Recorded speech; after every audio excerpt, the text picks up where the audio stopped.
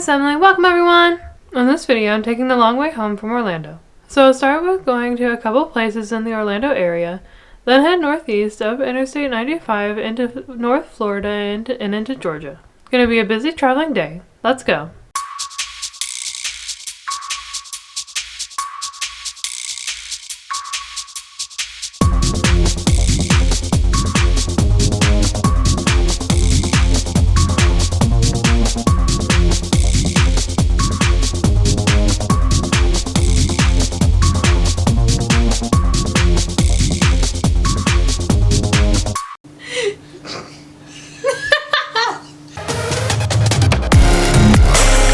Let's check out a map to see where I'll be going. I start with visiting several locations in Orlando. Then I drive all the way up to Green Cove Springs, a suburb of Jacksonville. Then I drive around the east side of Jacksonville, and then into Georgia. I'll stop in several cities along I-95, ending just south of Savannah, in the city of Townsend. I start the day in the city of Gotha, a western suburb of Orlando. On this property are statues of a guy on a horse-drawn chariot. There are numerous other statues on this property, which is called the Statue Parade. Seems kind of strange to have statues of Romans standing next to a chariot and a group of horses, especially in the middle of a neighborhood.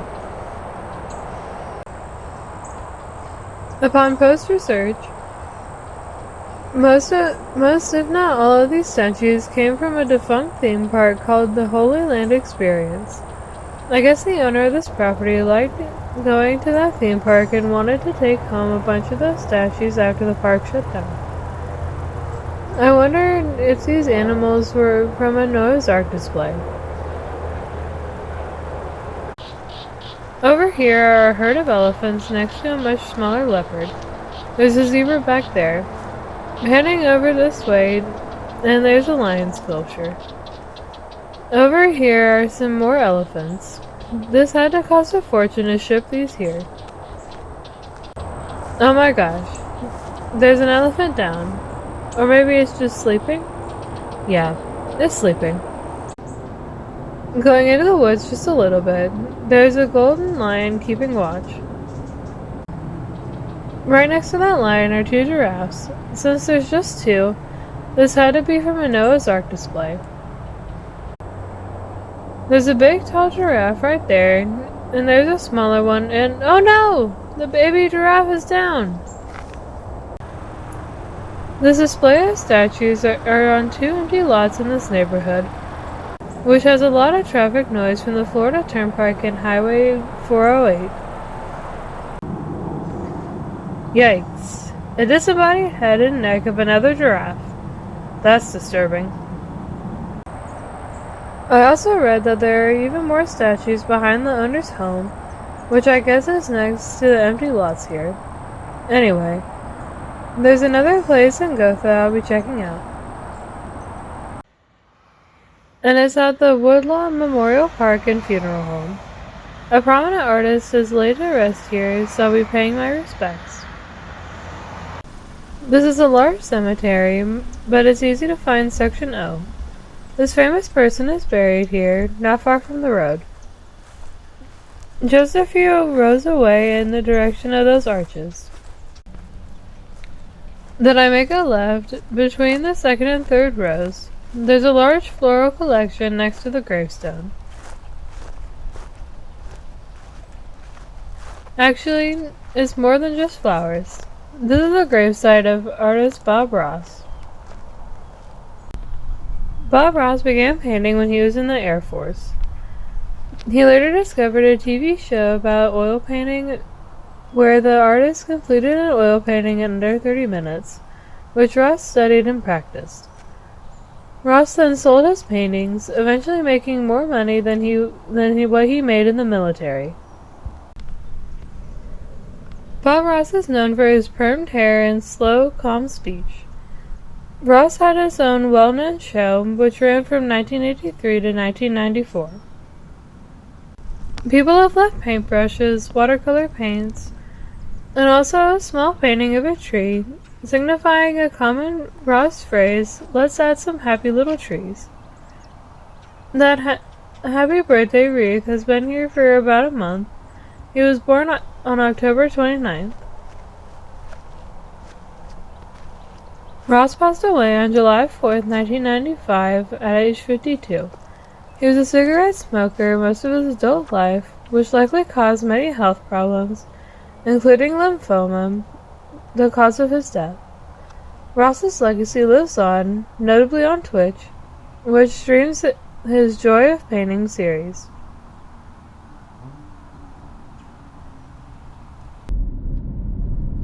Now heading a few miles east of downtown Orlando, not far from Winter Park, a popular cookie bakery is located here.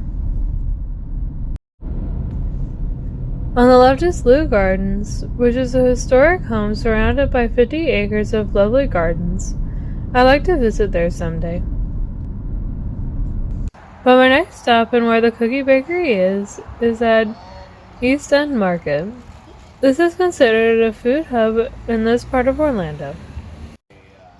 This is also the much less busy second location of Gideon's Bakehouse. They only sell cookies and cake here. They don't sell coffee because that would compete with the coffee shop in this market. And look at all those tasty cake slices. Gideon's does sell all the cookies that you find at the much busier Disney Springs location. For those not familiar with Gideon's, their cookies are very large and moist, usually with a lot of chocolate chips covering the entire cookie. We bought a bag of bite-sized cookies, which are pretty large cookies themselves. The bag was $12. In the box is one chocolate chip cookie and one peanut butter cookie. Each cookie was $6. And here are the cookies outside the wrapper. This is the peanut butter crunch with a lot of peanut butter chips on it. And there's the chocolate chip one. I gotta be real though, the cookies are not as good as crumble cookies.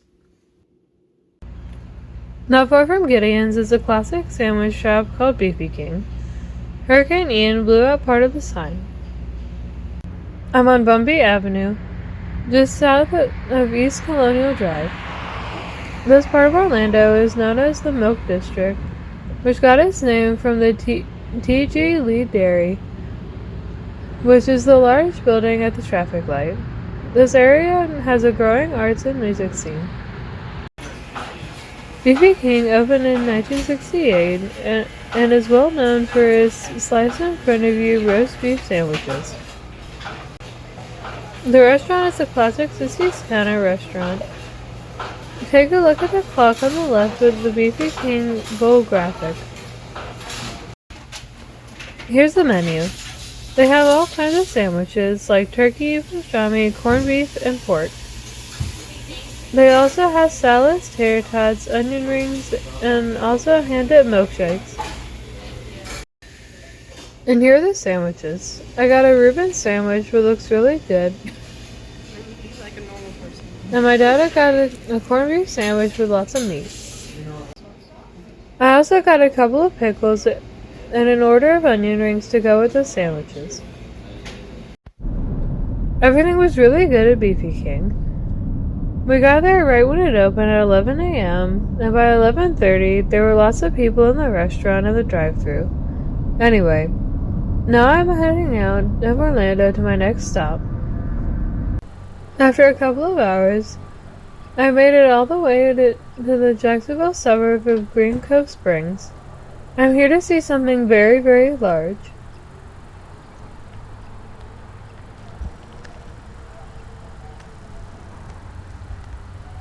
Look at this giant fuel tank that was used in the Space Shuttle program. And look at the black SUV under it to illustrate how large the fuel tank is. For another perspective, I'm standing next to it on the center left side of the screen. This thing is gigantic. It's 154 feet long and weighs over 39 tons, and that's when the tank is empty. It's huge! This fuel tank was used for testing prior to the first space shuttle launch, So I don't think this fuel tank was ever launched into outer space. What's interesting is I'm not in some space museum. This fuel tank is abandoned. Really, the fuel tank was just left here on the side of the road. In 1997, this fuel tank was on display at the Kennedy Space Center. Not long after the Space Shuttle program ended in 2013, this fuel tank was transported on water from the Kennedy Space Center to the port of Green Cove Springs and was meant to be delivered to an aviation museum in the city of Stark, which is about 30 miles from this port. But once the fuel tank made it to land, there was a problem.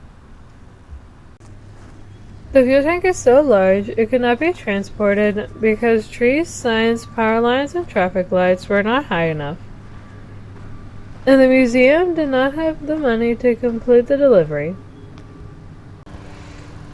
Ultimately, the museum closed down, and this fuel tank has been on this side road ever since. There's no sign designating this fuel tank's role on the Space Shuttle program either.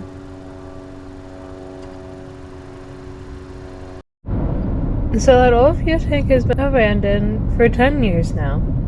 That's really crazy to think about. Now I'm on Interstate 295 on the eastern beltway that goes around Jacksonville. I'm crossing the Dames Point Bridge, which goes over the St. Johns River. You might recall on a previous visit to Jacksonville, I was at a cancer center where they had a display with miniatures of Jacksonville's 7 bridges. The white bridge at the center is a miniature of this bridge that I'm on now. Now heading north on Interstate 95. And it seems like the weather is getting more gloomy the further north I go. After crossing the St. Mary's River, I return to my home state of Georgia. Right after that bridge is the rest area and visitor center, welcoming us to Georgia. They're glad Georgia's on our minds, and over there is the rest area. It's not every day you see a torpedo outside a rest area, but here it is. It's meant to remind people that a Navy submarine base and museum are not far from this rest area. There's a marker down here. This World War II torpedo has been donated by that naval submarine base that's nearby. It was donated to the state of Georgia Department of Tourism in Kingsland, Georgia. Many people like to sit on this torpedo, like a horse, and pose for pictures. I guess that's better than using it to blow up an enemy submarine. Oh, by the way, I drove into Georgia on fumes, well below the E. The pilot has gas for $2.99 a gallon, quite a bit cheaper than gas stations in Florida. About 15 miles north, and I have reached the city of Woodbine. Just off the interstate is the Woodbine International Fire Museum and Antique Shop. I'm not sure if this store has been open for business recently, but it is closed at the moment. What's interesting is a sign by the road. It says, "Dead people's things for sale." Only in rural Georgia. I know it's morbid, but I can't get over that sign. Dead people's things for sale. I guess shut means the store is closed. Looks like the antique shop is called Me and My Partner Antiques and Collectibles. I guess the same building is the fire museum. It looks like this used to be an old gas station. Look at some of the artifacts on the raised section where the sign is. Yeah, looks like I was right. The small sign reads this used to be a Gulf service station that opened in 1955. Though the antique store part of this business used to be the be the service bays where they did light maintenance like oil changes and tire services. And on this side is the Fire Museum. Check out the Roadside, Firefighters Avenue, and the Fire Lane No Parking sign. Across the street is this awesome painted mural. I wonder if this is a tableau for things here in Woodbine a century ago. Here's a tugboat on a river, and a few horse-drawn carriages.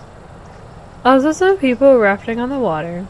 There's a marker over here, loading timber products and turpentine on the Satilia River, circa I think 1880. The main industries in much of southern Georgia are timber harvesting and turpentine. I remember learning that at the Southern Forest World in nearby Waycross. About half an hour north, just past the city of Brunswick, I met yet another rest area. Lots of cars coming into this rest area. It's very busy. Over here is a giant rock with a small marker noting the memory of Department of Transportation employees. But that's not what I'm here to see.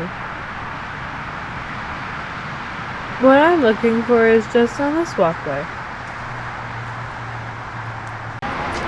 On the other side of the restrooms is this large metal pot, signifying Brunswick's role in creating a local favorite, Brunswick stew.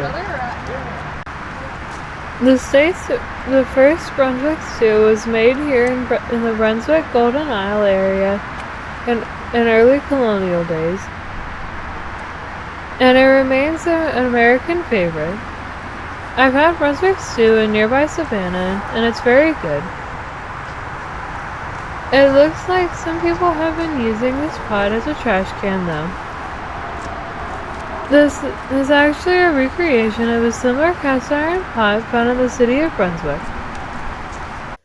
I visited that one in late 2020, and that was the actual pot where the first Brunswick stew was cooked on St. Simon's Island in 1898. If you want to see that one, it's a couple of blocks from downtown Brunswick at the marina. Here's another place, Brunswick County, Virginia, near Richmond, which also claims to have created Brunswick stew. I don't think so. Real Brunswick stew is a Georgia thing. Anyway, it's starting to get dark, so I need to head to my next stop. I'm also getting hungry. Maybe I should have some stew for dinner. My final stop of the day takes me to Townsend, Georgia, about a half an hour south of Savannah. This is the smallest church in America. It really is very small. There it is under all those Spanish moss trees. The city-bitty church was first built in 1949, but was rebuilt in 2017 after an arsonist destroyed the church. The church is just 10 feet by 15 feet. It might fit a dozen people inside, including a minister. Alright, let's take a look inside and see what it looks like.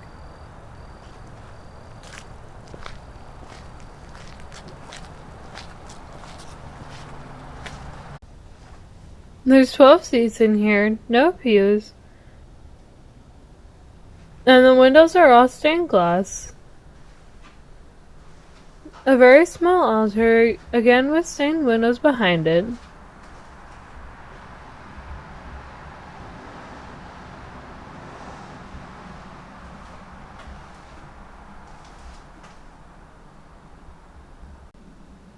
Lots of people have signed this guest book over the years. I'll see if I can find a little space to sign my name.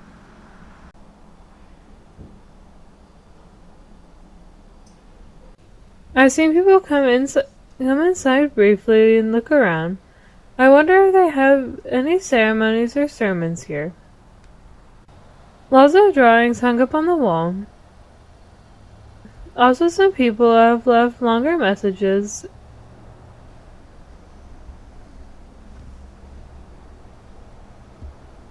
Also, some food for those in need. The church was originally built by Agnes Harper, who ran a grocery. This church is open to all denominations. There have been a good number of people visiting in the last half hour. Some small sculptures in the lawn over here. A small church has sculptures, so everything here, I guess, is miniature-sized.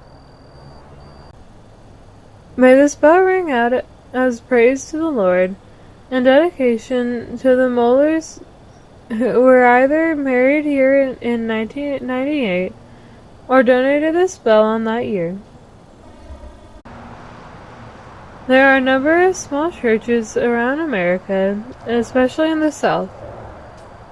I visited a very small church near Valdosta, which was a converted shed, and it's probably smaller than this one, but I'm not sure.